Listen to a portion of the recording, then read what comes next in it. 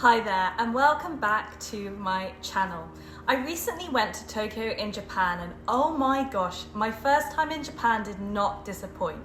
I didn't Nomad there, I actually took a bit of a break and a holiday because sometimes as a digital nomad you can completely forget to take time away from your laptop. I do think this is really important in order to recharge and reflect. And after coming back from Tokyo, I'm even more excited for what's to come with Imagine That, the community I am building. If you don't know, Imagine That is the business school for digital nomads and solopreneurs who want location freedom. If that sounds interesting, you can join over 450 people in the community. I will add the link in the description. So let's get into it. Let's talk about Tokyo. There is so much to do in Tokyo, but I've put together 5 of the best things. Number 1, Tokyo Skytree. This iconic landmark stands as the tallest tower in Tokyo. It's also one of the tallest buildings in the world. It has breathtaking panoramic views of Tokyo and is an amazing way to see the city.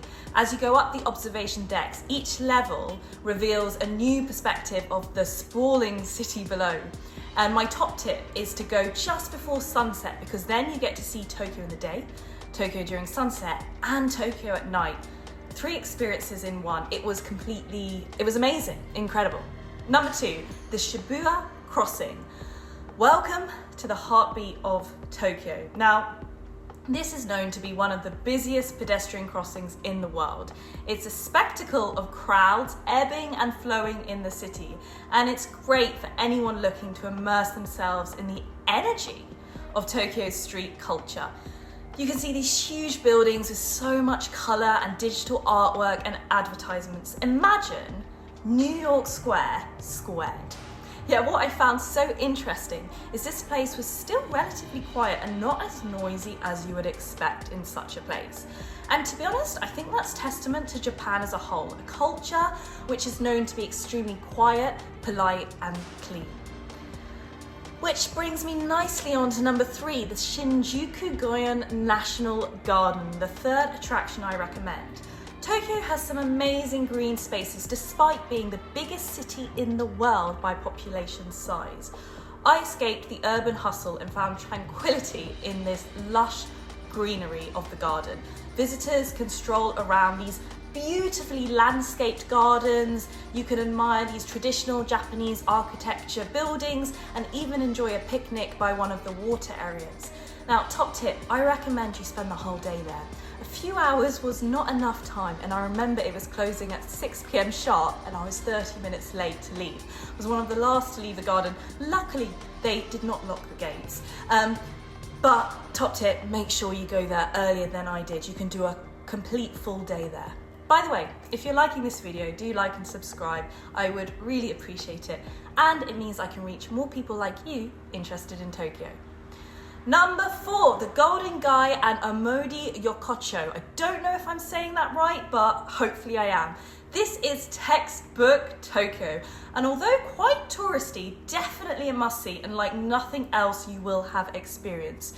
They have these narrow alleyways lined with tiny bars known as izakayas, each with its own unique character and history. Now, an izakaya is a type of informal Japanese gastropub where people come together, enjoy drinks, small shareable dishes. It's a really big part of Japanese nightlife and social culture. Top tip, immerse yourself in the ambience of the historic streets by exploring them after dark. After dark, the lanterns illuminate the alleys and you just have this really magical atmosphere there.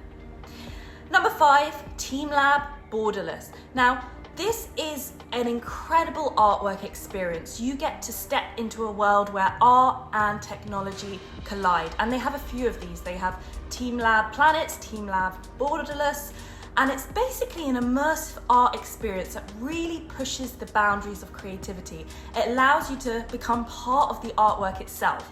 Imagine a place where light, sound, and color all come together.